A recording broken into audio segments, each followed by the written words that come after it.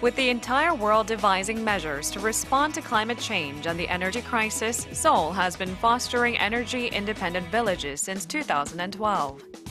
We examine the activities and accomplishments of Seoul's major energy-independent villages and review their effectiveness.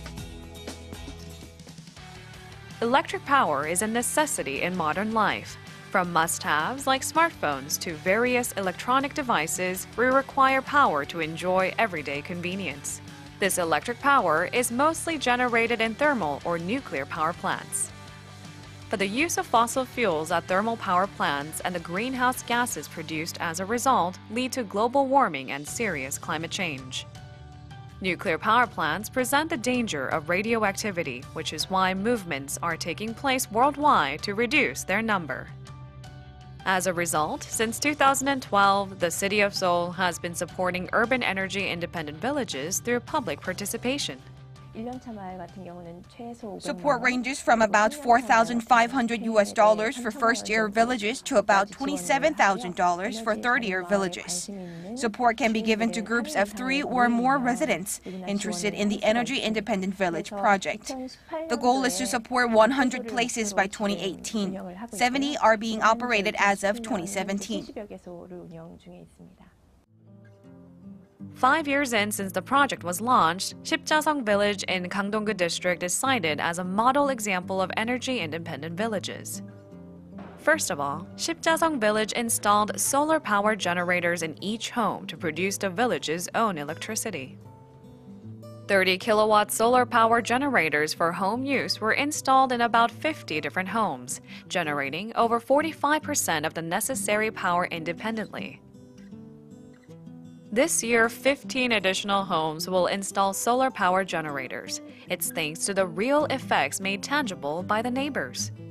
The utility fee comes to around $60 to $70 for our house. We always try to save, but since the solar generators were installed, we pay only in the range of $2 to $4.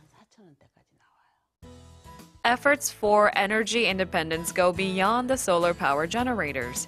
Education is offered for continued energy savings, and the residents are acting accordingly with efforts such as using LED bulbs in their homes. The fostering of gardens on the rooftops of the houses is also related to energy. They block out sunlight in the summer, lowering the building's temperature, and keep in geothermal heat in the winter, helping to save on energy costs. There was a 45% drop in 2015 compared to the year before. In 2016, the drop was 46%. These are impressive figures. We began with the hope that such energy villages could become more common.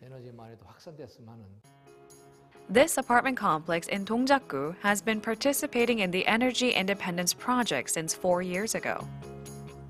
The neighborhood reduced the use of electricity by 6.5% compared to a year earlier. How was the project applied successfully to an apartment complex? The first nationwide large solar panels were installed on the apartment rooftops, generating 131.6 kilowatts of publicly shared electricity. 120 units operate mini solar panels on the apartment verandas. Street lamps in the complex were converted to LED bulbs, and parking lot lights are sensor-activated as part of various efforts to enhance energy efficiency.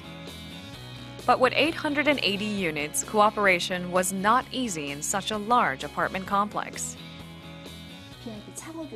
Changing the windows and doors can save on costs for heating. The energy independence level is being increased steadily through measures such as solar power and LED lights. Homes that have signed up for eco-mileage can receive incentives in return. This has enhanced the spirit of participation as our apartments take part in the strategy and feel the results firsthand.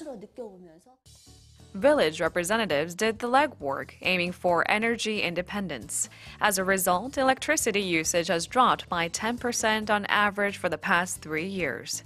Power bills were reduced by $233,000. Thanks to these accomplishments, the city of Seoul aims to increase the number of energy-independent villages to 100 by the year 2018. By the end of this year, it will present housing complexes which can provide their own energy through solar and geothermal systems right from the construction stages. Energy independence has been based on existing technology, but with more technical support, the level of independence can grow even higher. We are actively consulting with different groups to make those types of applications. Seoul's energy independence stands at just 4%. But the success of energy-independent villages attained through technology, policy, and shifts in the residents' perception demonstrates that we can overcome crises of energy and environment through our own effort.